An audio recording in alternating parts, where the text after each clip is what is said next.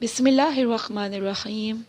अल्लाहुम्मा सल्लि अला मुहम्मद व आले मोहम्मद। तमाम मोमिनीन व मोमिनात को विलादत बसआदत फ़ातह करबला अक्स हुसैन इब्न अली 6 महीने का अब्बास कमसिनी में वारिस ज़ोर हैदर करार बाबुल हवाइज शहज़ादा अली असगर की विलादत बहुत बहुत मुबारक हो। 9 रजब जो कि हमें तारीख़ में मिलता है कि यही वो दिन है कि जिस वक्त शहज़ादे अली असगर की विलादत हुई। इस हवाले से हम इमाम ज़माना की खिदमत में हदिया तहनीत पेश करते हैं कि मौला आपको भी बहुत मुबारक, और खुदावंद करीम हम सब को वो मकाम शहज़ादा अली असगर देखना नसीब फरमाए। करबला में हम सब को ज़ियारत नसीब हो। इसीलिए हम कहते हैं अस्सलामु अला ग़ज़ी इस सग़ीर, सलाम हो इस छोटे शीर ख्वार बच्चे पर।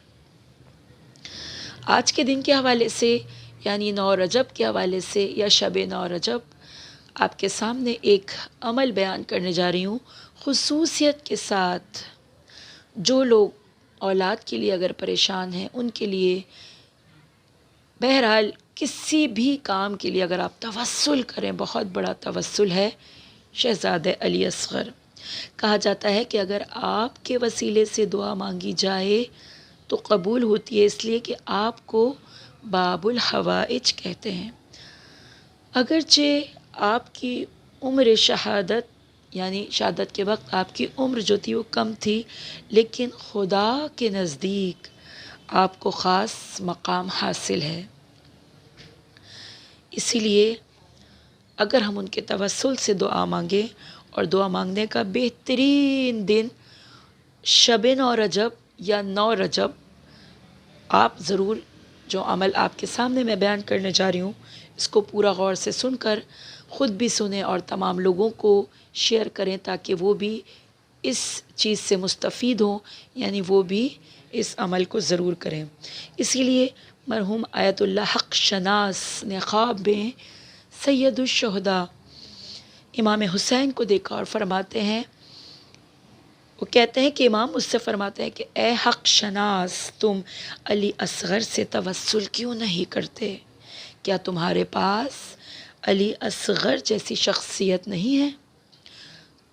तो हमें पता चला कि जब हम शहज़ादे अली असगर से तवस्सुल करेंगे तो इंशाअल्लाह हम सब की तमाम हाजात, सिर्फ़ एक हाजात नहीं, अगर किसी को रिस्क की कमी हो, किसी की औलाद की कमी हो, या अगर कोई चाहता है कि किसी की बड़ी से बड़ी रुकी हुई हाजत है और वो उसको कबूल करना चाहता है, कबूल करवाना चाहता है खुदा की बारगाह में, तो उसको चाहिए कि वो इस अमल को करे।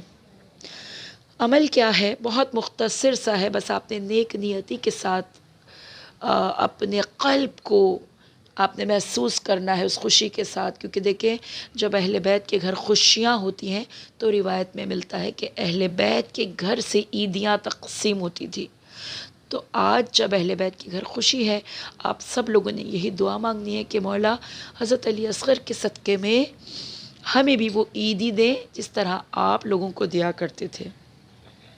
आयतुल्लाह सैयद मूसा ज़र आबादी के तवस्सुल के तरीक़ों में हज़रत अली असगर से मुतवस्सिल होने का तरीक़ा जो बयान किया गया है वो आपके सामने मैं बयान करने जा रही हूँ। सबसे पहले आपने आज शब यानी 9 रजब की शब या फिर 9 के दिन में किसी भी वक्त जब आपको ऐसा लगे कि क़ल्ब यानी दिली तौर पर कि मैं इमाम की बारगाह में पेश हो रहा हूँ, खुदा की बारगाह में उसके सामने तवस्सुल कर रहा हूँ, बेहतरीन अंदाज में कर रही हूँ या कर रहा हूँ, तो आपने सबसे पहले जो काम अंजाम देना है वो है वज़ू।